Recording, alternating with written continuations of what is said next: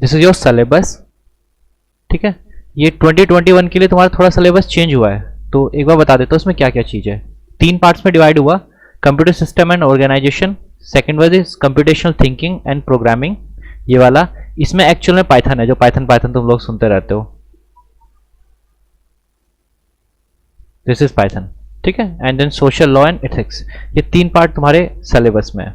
Okay, तो initially जो हम स्टार्ट करेंगे वो ऑब्वियसली फर्स्ट यूनिट से स्टार्ट करेंगे, या फिर तुम लोग बताओ अगर फर्स्ट यूनिट और सेकेंड यूनिट एक साथ चलानी है तो भी मैं एक साथ चला दूंगा, क्योंकि दोनों अलग अलग हैं बिल्कुल। ये थ्योरेटिकल और थोड़ा मैथमेटिकल पार्ट है, ये कंप्लीट प्रोग्रामिंग है, this one is complete programming. ठीक, तो जैसा कहोगे वैसा कर लेंगे। इनिशियली हम इस वाली यूनिट से करेंगे। देखो इसमें है क्या, पहले तो बेसिक कंप्यूटर ऑर्गेनाइजेशन पढ़ रहे हैं तुम लोगों को, कंप्यूटर क्या होती है, कंप्यूटर की डेफिनेशन क्या है। ठीक, इसमें सबसे मेन इंपॉर्टेंट आता है ब्लॉक डायग्राम ऑफ कंप्यूटर। ठीक, उसके बाद इसके अंदर ये तुम्हारा आ जाएगा सीपीयू क्या होती है, मेमोरी क्या होती है, तो सीपीयू के पार्ट। ठीक, मेमोरी के कई सारे पार्ट हैं, जैसे हुआ तुम्हारा रैम, रोम, और क्या होता है तुम्हारा हार्ड डिस्क, सेकेंडरी मेमोरी जिसे बोल देते हो, और पेन ड्राइव वगैरह सब कुछ होता है। फिर रैम के अपने पार्ट होते हैं, 2 पार्ट हो गया, डायनामिक और स्टैटिक, डायनामिक रैम और स्टैटिक रैम। मतलब ये चीज़ें पढ़नी है इस वाले टॉपिक के अंदर, मेमोरी के अंदर। ऐसे ही रोम के मल्टीपल पार्ट है, 3-4 पार्ट इसके रोम के हो जाते हैं। ठीक, उसके बाद हार्ड डिस्क क्या होती है, किस तरीके से काम करती है, हार्ड डिस्क के अंदर क्या क्या लगा होता है, इस तरीके से हार्ड डिस्क की स्ट्रक्चर होती है। ठीक है, इनपुट आउटपुट डिवाइसेस कौन कौन सी होती है, जैसे कीबोर्ड, माउस, मॉनिटर। ठीक, तो ये वाली है। बैटरीज के बारे में पढ़ रहे हैं, बैटरी किस तरीके से होते हैं, जैसे आजकल तुम लोगों ने देखा होगा फोन में आता है ना, लिथियम आयन बैटरीज आती हैं, लिलियन बैटरीज लगी होती हैं फोन वगैरह में। तो बैटरीज क्या होती हैं, किस तरीके से काम करती हैं, थोड़ा बहुत थ्योरेटिकल पार्ट है। ठीक, तो ये बेसिक ऑफ कंप्यूटर के बारे में तुम्हारा समझा है कि कंप्यूटर की डेफिनेशन वगैरह है, इसके पार्ट है, क्या क्या चीजें होती हैं। इसके बाद ये तो हुआ हार्डवेयर से रिलेटेड चीजें, ये कंप्लीट हार्डवेयर हो गया तुम्हारा। मोबाइल सिस्टम के बारे में पढ़ना है, मोबाइल सिस्टम में क्या क्या चीजें होती हैं। ठीक है भाई, तो द पॉइंट इज, ये तो हुआ तुम्हारा हार्डवेयर पार्ट कि जी कंप्यूटर में हार्डवेयर कौन कौन से लगे होते हैं, उनमें पार्ट कौन कौन से होते हैं हार्डवेयर के। तो सबसे पहले हम हार्डवेयर देखेंगे कंप्यूटर का, उसके बाद आ जाता है तुम्हारा सॉफ्टवेयर। ठीक, तो सॉफ्टवेयर में सबसे पहले सॉफ्टवेयर की डेफिनेशन आएगी, उसके बाद आएंगे टाइप्स ऑफ सॉफ्टवेयर। उसमें 3 सॉफ्टवेयर हैं, एक तो एप्लीकेशन सॉफ्टवेयर है, एक सिस्टम सॉफ्टवेयर है, और एक है यूटिलिटी सॉफ्टवेयर। तो एप्लीकेशन सॉफ्टवेयर में सिर्फ तुम्हारा क्या रहेगा, डेफिनेशंस रहेंगी और एग्जांपल्स रहेंगे। ठीक, यूटिलिटी सॉफ्टवेयर तुम्हारी डेफिनेशंस रहेंगी और एग्जांपल्स रहेंगे। ठीक है, और जो थर्ड वाला पार्ट है सिस्टम सॉफ्टवेयर, इसमें फिर फर्दर चलेगा। सिस्टम सॉफ्टवेयर में जैसे एक सबसे इंपॉर्टेंट चीज होती है ऑपरेटिंग सिस्टम। तो ऑपरेटिंग सिस्टम क्या होता है, इसकी डेफिनेशन, ऑपरेटिंग सिस्टम किस तरीके से काम करता है, ऑपरेटिंग सिस्टम के कितने टाइप के ऑपरेटिंग सिस्टम होते हैं, ठीक, उनकी डेफिनेशंस, ऑपरेटिंग सिस्टम के एग्जांपल्स, ये फर्दर तुम्हें पढ़ना होता है। ये इंपॉर्टेंट टॉपिक है, इसमें से काफी कुछ पूछा जाता है। उसी के अलावा सिस्टम सॉफ्टवेयर के अंदर ही एक आता है कंपाइलर, एक कंपाइलर आता है और एक आता है इंटरप्रेटर। ठीक है भाई, कंपाइलर और इंटरप्रेटर पढ़ना होता है, ये मोस्ट इंपॉर्टेंट टॉपिक है, ये तुम्हारा पीछा कभी नहीं छोड़ेगा, इवन बीटेक एमटेक तक भी तुम्हारा पीछा नहीं छोड़ेगा। Compiler versus interpreter, what do you mean by compiler, interpreter, differentiate with examples. ये बहुत फेमस क्वेश्चन है, हमेशा पूछा जाता है, हर जगह पूछा जाता है। ठीक है, तो सिस्टम सॉफ्टवेयर के अंदर ही आता है, इसके अंदर ही आप लोगों को ये पढ़ना होता है। ठीक है, उसके बाद स्टार्ट हो जाएगा फिर इनके डिविजन, जैसे मेमोरी है। अब मेमोरी तो आपने पढ़ ली कि हार्डवेयर बेसिस पे आप उसे कितने टाइप से डिफाइन कर सकते हो। अब उसकी यूनिट्स चलेंगी कि जी किस यूनिट कौन कौन सी है, bit, byte, MB, GB, TB, PB, आगे भी होती है एक्सबी वगैरह, काफ़ी कुछ होता है। ये आएगी, इसको कन्वर्ट कैसे करोगे, जैसे जीबी में कोई दे दिया आपको कि जी 1 GB डेटा है, तो बताओ ये कितना बाइट डेटा हुआ, ठीक है, या कितने एमबी डेटा हुआ, या फिर 1 GB डेटा पीबी में कितना होगा। ठीक, तो इस तरीके कन्वर्जन है एक यूनिट का दूसरे यूनिट में।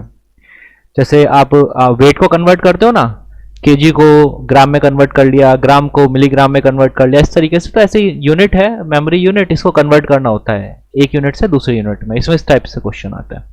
ठीक है, एक मेमोरी में यहीं पे तुम्हारा इसके अंदर एक आएगा मेमोरी हिरार्की,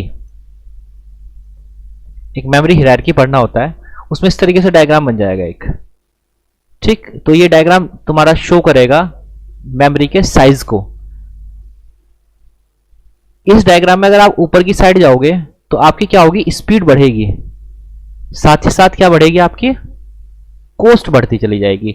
बट जो साइज है, साइज आपका कम हो जाएगा मेमोरी का। तो इस तरीके से करके एक मेमोरी हायरार्की पढ़नी होती है कि कौन सी मेमोरी इस हायरार्की में किस पॉइंट पर आती है। ठीक है, उनकी स्पीड कितनी होती है दूसरे के कंपैरेटिवली, कंपैरिजन में कितनी स्पीड होती है और किस तरीके से आप उसको इस हायरार्की में सेट करोगे। ये एक टॉपिक बीच में पढ़ना होता है, ये बड़ा इंपॉर्टेंट टॉपिक होता है। ठीक, उसके बाद फिर तुम्हारा एक अलग टॉपिक स्टार्ट हो जाएगा, दैट इज बुलियन लॉजिक। ये बहुत इंटरेस्टिंग टॉपिक है, बुलियन अलजेब्रा से है पूरा का पूरा ये टॉपिक है, बड़ा इंटरेस्टिंग होता है। इसमें आपको बुलियन ऑपरेशंस परफॉर्म कराने हैं। तो बुलियन का मतलब होता है दो, ठीक है, इसमें केवल दो ही वैल्यूज आपकी होती है, इधर 0 और 1। दूसरे फॉर्म में इसको तुम लिख सकते हो फॉल्स और ट्रू, और इसको तुम लिख सकते हो नॉट, यस और नो। इसको नो लिख दो और इसको क्या लिख दो, यस। तो कई तरीके से इसको रिप्रेजेंट करा देते हैं, इसको हाई भी लिख देते हैं, इसको लो लिख देते हैं। तो बहुत सारी रिप्रेजेंटेशन अवेलेबल है इसकी बुलियन में। जब आप वैल्यूज को रिप्रेजेंट कराते हो तो इनके ऊपर है कि आप इन पे क्या क्या ऑपरेशंस परफॉर्म कर सकते हो। ठीक है, ऑपरेशन परफॉर्म करोगे तो क्या आउटपुट आएगा। जैसे मैं लिखूं 1 + 1, अगर मैं कहूं 1 + 1 कितना होगा, तो यहाँ पे जो प्लस होगा, अगर हम बुलियन की बात करें तो ये और गेट को रिप्रेजेंट कराता है।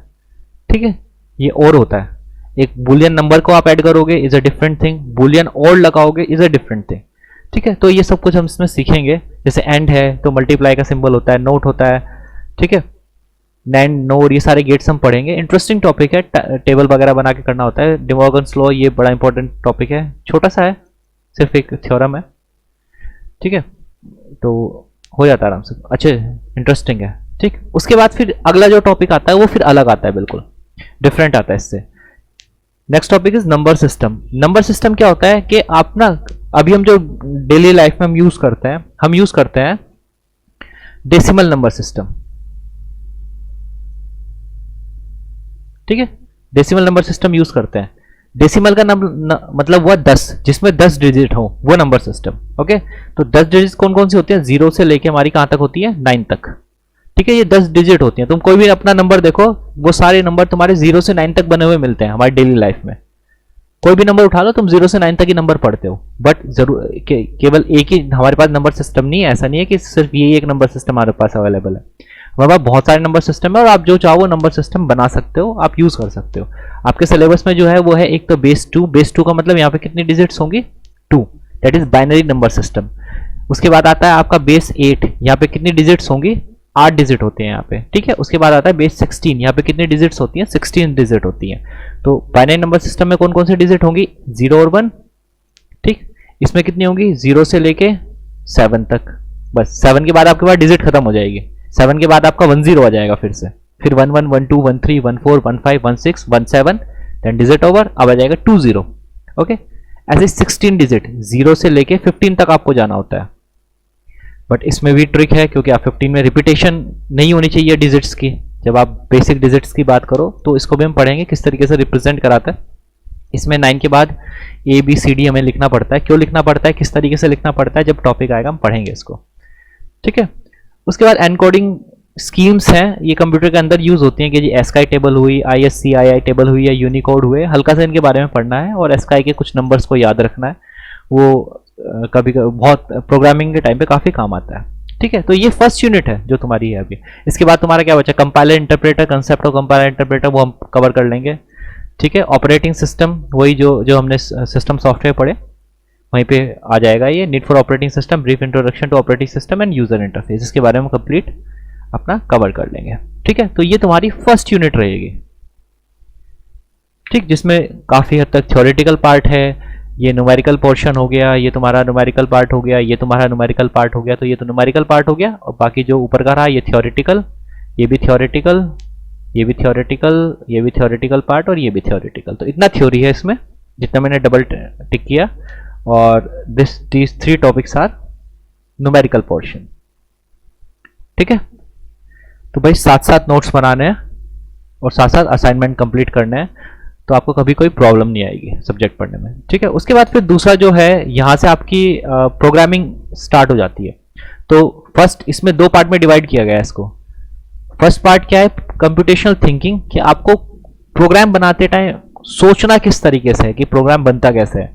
और जो सेकंड पार्ट है वो है प्रोग्रामिंग, कि प्रोग्रामिंग फिर करनी कैसे है। तो जो कंप्यूटेशनल थिंकिंग है इसमें आप थ्योरेटिकल चीजें पढ़ोगे, जैसे analysis of a problem, program को कैसे एनालाइज करोगे आप, ठीक, उसको फिर फ्लो चार्ट कैसे बनाते हैं, उसका एल्गोरिथम किस तरीके से डिजाइन करते हैं, सूडो कोड लिखना, उनका फ्लो चार्ट बनाना, एल्गोरिथम्स लिखना, ये ऑलमोस्ट एक ही चीज़ होती है। बस थोड़ा सा फर्क क्या होता है कि ये थोड़ा प्रोग्रामिंग लैंग्वेज में लिखा जाता है सूडो कोड, और वो स्टेप बाय स्टेप अप्रोच है। दोनों स्टेप बाय स्टेप अप्रोच होती है, थोड़ा सा कोडिंग की लैंग्वेज में हल्का सा हम लिख लेते हैं, ठीक है। उसके बाद आपकी क्या स्टार्ट हो जाती है यहाँ से सेकेंड पार्ट। ये आपका फर्स्ट पार्ट था, मतलब ये computational thinking, this is computational thinking and this is Python. ये है आपकी पूरी पाइथन, ये जो आप पढ़ना शुरू करोगे यहाँ से पाइथन स्टार्ट होगी, और ये सब कुछ आपका पाइथन चलता रहेगा पाइथन पाइथन, और यहाँ जाके आपका क्या खत्म होगा, पाइथन। तो ये सबसे बड़ा आपका यूनिट बनती है। उसके बाद लास्ट यूनिट अगेन थ्योरेटिकल पूरी कंप्लीट, ये थ्योरी है पूरी की पूरी, ठीक। इसमें सबसे ज़्यादा आपको अपना ध्यान से देखना पड़ेगा, क्योंकि ये आपके लिए नई चीज़ है। दिस वन, ये कंप्लीट न्यू थिंग होगी जो आपने कभी नहीं पढ़ी अपनी लाइफ में इससे पहले, ठीक। हो सकता है कुछ लोगों ने पढ़ी हो, बहुत अच्छी बात है। जिसने नहीं पढ़ी कोई प्रॉब्लम नहीं है, आराम से होगा। बट क्या है कि साथ साथ चलना है, असाइनमेंट साथ साथ करने हैं, होमवर्क साथ साथ करना है, और अपने एंड पे भी पढ़ना है। क्योंकि अगर मैं पढ़ाता रहूंगा लगातार तो वो मेरा रिवीजन हो रहा है। आप अगर पढ़ोगे खुद से तो आपको रिवाइज भी करना है। जब तक आप नहीं पढ़ोगे तब तक आप नहीं सीखोगे। अब मैं पढ़ा रहा हूं तो मैं सीख रहा हूं, ठीक है, मेरा रिवीजन हो रहा है, मैं बार बार पढ़ा रहा हूं तो मेरा रिवीजन हो रहा है कंटिन्यूअसली, तो वो तो मेरा अंदर इंप्रूवमेंट हो रहा है ना। जब तक आप अपने एंड पे नहीं करोगे तो आपका इंप्रूवमेंट नहीं होगा, ठीक है। तो केवल देखने से या सुन लेने से नहीं चीजें सीखी जाती, आपको प्रैक्टिस करनी होती है, ठीक है। तो केवल मेरे से प्रैक्टिस कराते हुए मत रह जाना, खुद से भी प्रैक्टिस करनी है, ओके। तो अगर हम कंप्यूटर की बात करें, कैसी डिवाइस है, इलेक्ट्रॉनिक डिवाइस है, ठीक है, क्योंकि लो वोल्टेज पे काम करती है। तो ये एक इलेक्ट्रॉनिक डिवाइस है जो क्या करती है, यूजर से डेटा को एक्सेप्ट करती है, ठीक है, जिसको हम इनपुट बोलते हैं, उसको प्रोसेस करती है, ठीक है, अपने सेट ऑफ रूल्स के अकॉर्डिंग, जो भी इसके रूल्स हैं इसके अंदर, उसको डेटा को प्रोसेस करेगी और फाइनली आपको क्या दे देगी, आउटपुट दे देगी। तो जो कंप्यूटर सिस्टम है वो इस तरीके से काम करता है। देखो ये क्या हुआ आपका इनपुट, यहां पे क्या हुआ आपकी प्रोसेसिंग, और यहां पे क्या मिलेगा आपको, आउटपुट। बस इतना सा काम है कंप्यूटर का कि इनपुट लेगा, उस पर अपनी कैलकुलेशन परफॉर्म कराएगा या प्रोसेसिंग करेगा और आपको आउटपुट दे देगा। क्लियर है, यही कंप्यूटर है तुम्हारा। तो बेसिक डेफिनेशन ये है कि इलेक्ट्रॉनिक डिवाइस जो that accepts data that is input, process the data according to the specified rules on processor and produce information that is output and store the information for future use. You can also store this information, ठीक है। जैसे आप songs को अपने phone में store करके रखते हो, कंप्यूटर में स्टोर करके रखते हो, मूवीज वगैरह स्टोर करके रखते हैं हम काफी सारी चीजें, तो आप इसको स्टोर भी करा सकते हो फॉर फ्यूचर यूज। अब इसमें क्या चीज है, देखो डेटा एक्सेप्ट करता है, एक टर्म तो डेटा ही आपके पास में, इंफॉर्मेशन आई आपके पास में, ठीक है। तो ये डेटा और इंफॉर्मेशन क्या है, इनकी डेफिनेशन आ जाती है कि हम डेटा किसे बोलेंगे, ठीक है, हम इंफॉर्मेशन कब बोलेंगे। देखो डेटा क्या होता है, data are the raw numbers and other findings which by themselves are of limited values, that is raw facts and figures are called data, ठीक है। सिंपल जो भी रो फैक्ट्स एंड फिगर्स हैं उसको डेटा बोलेंगे। फॉर एग्जाम्पल ये जो लिखा हुआ है ये सिंपल रो है, रो डेटा है। अभी आ computer is an electronic device, तो a computer is an electronic, कुछ नहीं है, ये बस सिंपल वर्ड्स लिखे हुए हैं और कुछ नहीं है। अभी मैं इसको रीड कर रहा हूं, रीड करके मैंने क्या किया, सेंटेंस फ्रेम किया, तो उसका कोई मीनिंग निकल के आया। जब मैंने रो डेटा को पढ़ा, ठीक है, पढ़ने का मतलब मैंने इसको प्रोसेस किया, ठीक। तो जब भी मैं रो डेटा को क्या करता हूं, प्रोसेस करता हूं, तो क्या होती है, मीनिंगफुल इंफॉर्मेशन मेरे पास निकल के आती है। इंफॉर्मेशन क्या लिखती है, ठीक है। तो ये कंसेप्ट होता है, आप रो डेटा लेते हो, ठीक, उसको आप प्रोसेस करते हो और उससे आपको क्या मिलती है, एक इंफॉर्मेशन मिलती है, ठीक है। ये कंसेप्ट क्लियर हुआ कि जब आप रो डेटा को प्रोसेस करोगे तो आपको क्या मिलेगी, इंफॉर्मेशन। तो जो सामने आपकी स्क्रीन पे दिख रहा है ये नॉर्मली कंटेंट लिखा हुआ है ना। तो जैसे आपने इसको पढ़ा, आपने इसको प्रोसेस किया, तो उससे क्या निकल गया, इंफॉर्मेशन। ओके, तो information is data that has been converted into meaningful and useful context. तो जो डेटा आपने प्रोसेस करके उसको मीनिंगफुल फॉर्म में कन्वर्ट कर दिया, तो उसको हम क्या बोलते हैं, इंफॉर्मेशन बोलते हैं। तो ये भी पूछ लेता है कई बारी कि डेटा और इंफॉर्मेशन में डिफरेंस बताइए, डेटा क्या होता है और इंफॉर्मेशन क्या होता है। ठीक है, computer are being used extensively nowadays in everyday field in the form of laptop, desktop, smartphone, gadgets. आपके स्मार्टफोन्स वगैरह सब कुछ क्या है, कंप्यूटर ही। कंप्यूटर कुछ हर एक वो चीज जो आपके इनपुट ले, प्रोसेस करे और आपको कुछ आउटपुट दे, वो सब क्या है, आपके कंप्यूटर्स होते हैं। ठीक है, चलो उसके बाद देखते हैं कि एडवांटेजेस क्या है कंप्यूटर की। एडवांटेज क्या है, एक तो स्पीडी होता है, बहुत तेज स्पीड से आपका काम कर सकता है, कैलकुलेशन वगैरह बहुत हाई होती है। एक्यूरेसी होती है, भाई गलती नहीं करेगा, जो इंस्ट्रक्शन एक बार दे दिए वो इंस्ट्रक्शन कंटिन्यूसली फॉलो करेगा और गलती नहीं करेगा। ठीक है, स्टोरेज बहुत ज़्यादा है इस टाइम कंप्यूटर के पास में, आप बहुत कुछ स्टोर करा के रख सकते हो। आप थाउजेंड्स ऑफ मूवीज एक कंप्यूटर के अंदर स्टोर करा के रख सकते हो। ठीक है, तो आपके पास बहुत सारी स्टोरेज कैपेसिटी है इस टाइम पे।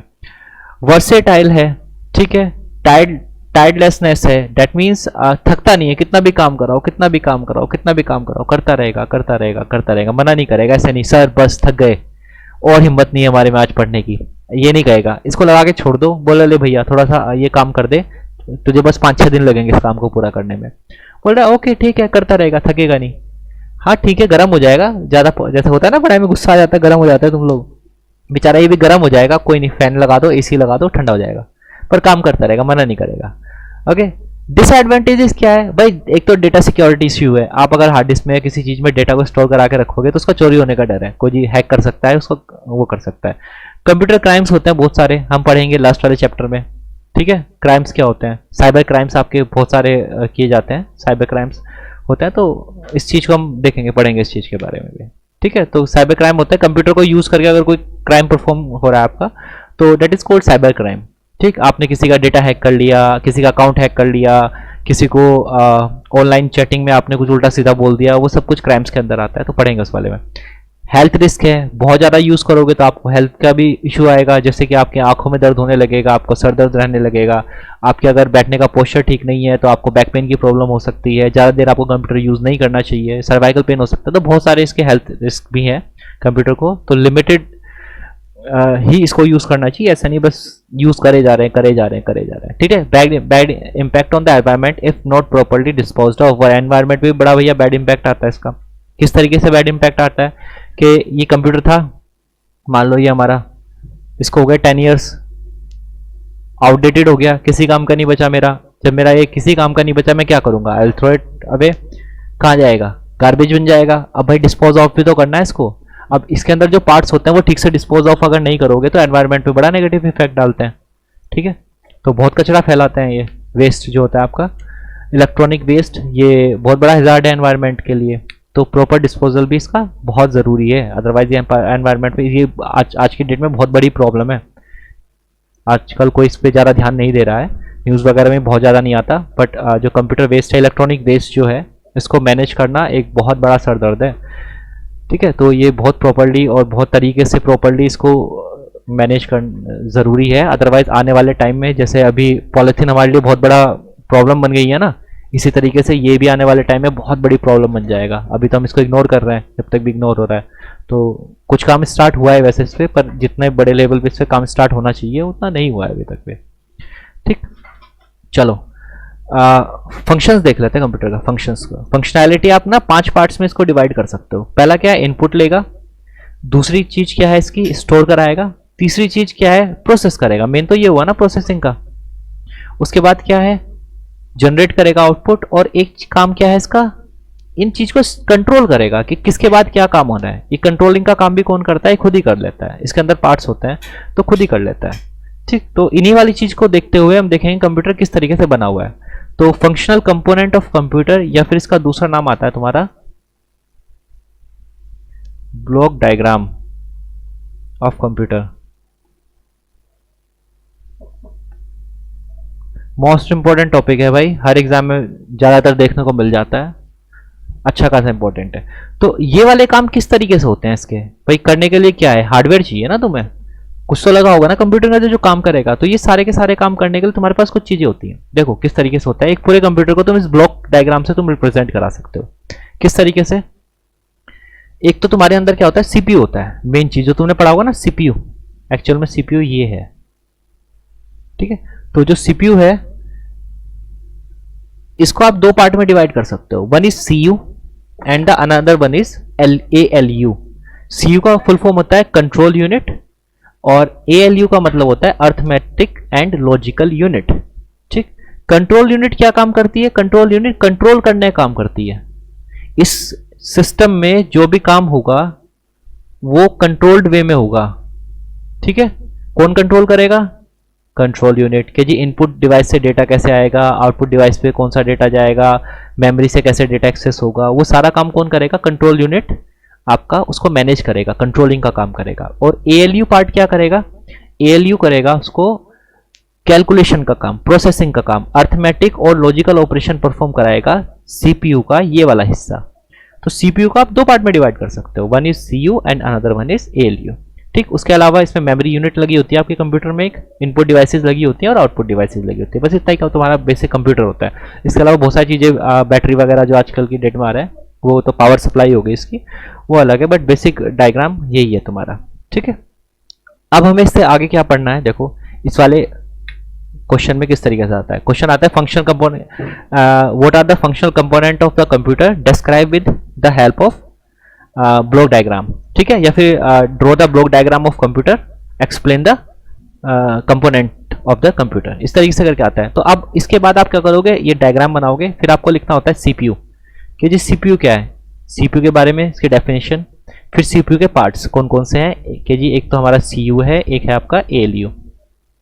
सीयू क्या क्या करता है, एएलयू क्या करता है, इसकी फुल फॉर्म और ये क्या करते हैं, दो दो लाइन की डेफिनेशन। उसके बाद आएगी तुम्हारी मेमोरी, मेमोरी क्या होती है, किस काम आती है, उसके बारे में लिखोगे। इनपुट डिवाइसेस क्या होती हैं, किस काम आती हैं, एग्जांपल्स जैसे कि माउस, कीबोर्ड्स। आउटपुट डिवाइसेस क्या होती हैं, ठीक है, किस काम आती हैं, एग्जांपल जैसे कि मॉनिटर, प्रिंटर। तो इस तरीके से करके पूरा क्वेश्चन आपको लिखना होता है, 2 से 3 नंबर का आपका पार्ट इजीली बन जाता है, ठीक। तो जैसे कि हो गया इनपुट डिवाइस क्या होती है, a device through which data and the programs from the outside world enter in the computer system are the input units. Output units, a device through which the result stored in the computer memory are made available outside the computer system. जैसे कि आपने क्या किया, print कर लिया किसी चीज को, ठीक है, तो आउटपुट डिवाइस है ना प्रिंटर। मॉनिटर जो होता है आपको दिखता है वहां पे, ठीक है, मॉनिटर वगैरह, तो सब आउटपुट डिवाइसेस का पार्ट हो जाएगा। सीपीयू, सीपीयू क्या होता है, 2 पार्ट में डिवाइड हो जाएगा, ठीक है। इसने बेसिकली 3 पार्ट में डिवाइड कर दिया, 3 भी कह सकते हो क्योंकि सीपीयू के ऊपर भी तुम्हारी मेमोरी लगी होती है, पर बेसिकली ये क्या होता है आपका 2 ही पार्ट से बना हुआ होता है, तो 2 ही पार्ट लिखना, मेमोरी अलग से इसमें पार्ट बना लेना, ठीक है, इसको 2 कर लेना, कोई प्रॉब्लम नहीं। तो एएलयू एंड दूसरा इज कंट्रोल यूनिट, ये अर्थमेटिकल लॉजिकल ऑपरेशन परफॉर्म कराता है जैसे कि एंड और नॉट, ठीक है। इसके अंदर देखो स्टोरेज के लिए क्या लगे होते हैं, रजिस्टर्स लगे होते हैं, तो स्टोरेज के लिए सीपीयू के ऊपर ही रजिस्टर्स लगे होते हैं, ये इसकी स्टोरेज यूनिट है। मेमोरी यूनिट जो है ये रजिस्टर्स यूज करता है अपना, ठीक है। Second is CU, single unit होते हैं, generates control signal for various devices regarding read and write और द एग्जीक्यूशन ऑपरेशन, मतलब ये पूरे सिस्टम को कंट्रोल करने का काम करती है, ठीक है, और सिग्नल जनरेट करती है हर एक अलग काम के लिए, कि रीड राइट किस तरीके से परफॉर्म होगा उसके लिए होता है। तीसरा पार्ट क्या होता है, मेमोरी। मेमोरी क्या होती है, collection of cell each with a unique physical address, ठीक। Most computers are byte addressing more, तो cell address at this contents this, ये क्या लिखा हुआ है कि देखो मेमोरी का मतलब क्या हुआ, मेमोरी जब आप रेफर करोगे तो ज्यादातर रैम को रेफर किया जाता है हमेशा, जब मेमोरी की बात करो तो आप रैम को कहते हो, ठीक। तो ये एड्रेस इस वाले पे ये है, तो ये मैं एक्सप्लेन कर दूंगा बाद में अलग पार्ट से, क्योंकि अभी बहुत लंबा हो जाएगा। थोड़ा सा हिंट बता देता हूँ, मान लो रैम है, तो रैम के अंदर आप क्या करते हो, उस रैम को आप छोटे छोटे पार्ट्स में डिवाइड कर देते हो, जैसे आप यूनिट पढ़ोगे ना तब आपको समझ में आएगा, तो इन ब्लॉक्स में आप डिवाइड कर देते हो। अब हर एक ब्लॉक का क्या होता है, एड्रेस होता है, जैसे इस ब्लॉक का एक एड्रेस है, इस ब्लॉक का अपना एड्रेस है, इस ब्लॉक का अपना एड्रेस है, इस ब्लॉक का अपना एड्रेस है।